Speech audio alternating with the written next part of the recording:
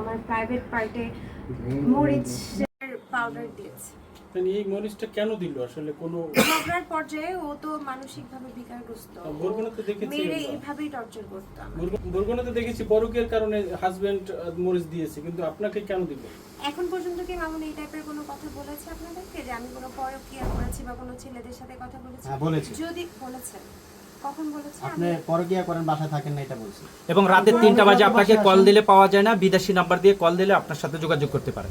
আমি ওকে ব্লক করে রেখেছি, এজন্য আমাকে কল দিয়ে পায় না। আর আমি কোনো ধরনের এটা যদি প্রুফ করতে পারে তাহলে ও আমি আপনাদেরকে বলে দিলাম যে মোহনা কখনো পরকীয়া করে না। মোহনার কাছে যে কয়েকদিন আমি ওর সাহায্য ধরনের কোনো কিছুর মধ্যে ও আমাকে এখন অনেক মিথ্যা ব্লেম, মিথ্যা এলিগেশন, মুখ চামড়ার মুখ বলতেই পারে, বাট ওকে প্রুফ করতে বলবেন যে আমি এই ধরনের কিছু করি। আচ্ছা, মরিচটা দেওয়ার কারণটা কি এটা ক্লিয়ার একটু? স্ত্রী শূন্যতায় ভুগছি জন্য মামুনের মাকে বিয়ে করতে চাই নাই। মামুনের মা যে ছেলেকে জন্ম দিয়েছে, সেই ছেলে বুড়ি বিয়ে করার ট্রেডিশন বাংলাদেশে চালু করেছে। ওর ছেলের ট্রেডিশন ধরে রাখার জন্য আমি এই বুড়িকে বিয়ে করার অফার দিলাম। ইভেন তার সাথে আমাকে সে আমার জেন্ডার নিয়ে কথা বলেছে। সো আমার এটা প্রুভ করতেই হবে যে আমি ছেলে মানুষ, তো আমি ওই বুড়িকে দিয়ে প্রমাণ করতে চাই। ঝগড়ার এক পর্যায়ে ও মরিচ দিয়েছে। হ্যাঁ আমাকে দিয়েছে। আপনি হেল্পিং হ্যান্ডের আছে ওকে জিজ্ঞেস করেন। আচ্ছা, মনে হয় আপনি নিজে অনেক মাদকের সাথে যুক্ত আছেন, সেটাও কিন্তু আমি অনেকবার দিয়েছি। আমি কোন মাদকের সাথে যুক্ত। ঠিক আছে, আমি করব, আমার করতে কোনো সমস্যা নেই। আমি আচ্ছা, একটা কথা, আমি জানি না কে ইন্টারভিউ নিয়েছে ওর, ও হচ্ছে খুব প্রাউডলি বলতেছে আমি মাদকের ইয়েতে উজ্জ্বল নক্ষত্র। আপনাদের সামনে এই ধরনের কথা কিভাবে একটা মানুষ বলতে পারে? মানে মাদক নিয়ে ব্র্যান্ড প্রমোশন করতেছে, মাদক নিয়ে খুব ওপেনলি কথা বলতেছে আমি নাইট ক্লাবে যাই, মেয়েদেরকে নিয়ে যাই। এগুলো শোনার পরেও কি আপনারা মামুনের পক্ষে কথা বলবেন?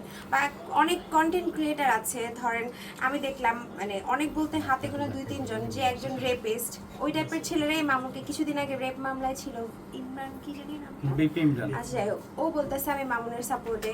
সো ওই ধরনের মানুষই আসলে মামুনের সাপোর্ট করবে যারা মামুনের লেভেলের। আসলে একজন ভাই তার বোনের কাছে কি সুযোগ নিবে আমি বুঝলাম না। এটা মামুনের মা বলেছে, আপনি দেখেছেন তো ভিডিওটা অবশ্যই। বুড়ি ওই রক্ষিতা বুড়ি কি বললো সেটা নিয়ে তো আমাদের মতো এডুকেটেড পারসন ওই বুড়ির মতো বললে তো চলবে না। বুড়ির কথার তো কোনো ভিত্তি নাই। বুড়ি একবার পাঠা বলে, একবার হিজড়া বলে, একবার থার্ড জেন্ডার বলে, একবার পুরুষ বলে, ওর ব্যাকগ্রাউন্ড তো দেখতেই হবে। শোনেন, ওই বুড়ি যেদিন লাইলার বাসায় আসছিল সেদিন চটের ব্যাগ, বোঝেন, চটের ব্যাগে কাপড় নিয়ে আসছিল। হ্যাঁ, ওই বুড়ি আমাদের সামনে এসে কথা বলতে পারবে না। বুড়ি ওই বলছেন আমার বিরুদ্ধে মামলা দিবে, ওই বুড়ি আমার বিরুদ্ধে যদি 50টাও মামলা দেয়, বুড়ির এগেনস্টে আমি এই কথাগুলোই বলবো। চটের ব্যাগে কাপড় নিয়ে এসে বুড়ি চটের ব্যাগের মধ্যে ওই ছেলের বউ অসুস্থ হলে কাঁঠাল নিয়ে আসে বুড়ি।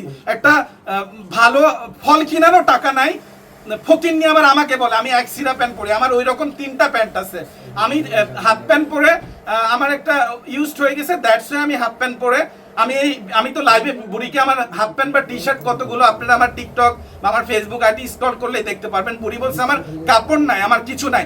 ওর ছেলের মতো ফকিরনি নাকি? ওই বাসায় কাজের মেয়েরা থাকলে একটু পর পর লাইট ফ্যান বন্ধ করে দেয়, কারেন্ট বিল দিতে পারে না। কারেন্ট বিল দেওয়ার টাকা যাদের নেই সেই বুড়ি আমাকে সঙ্গে আপনার কিভাবে বন্ধুত্ব হয়?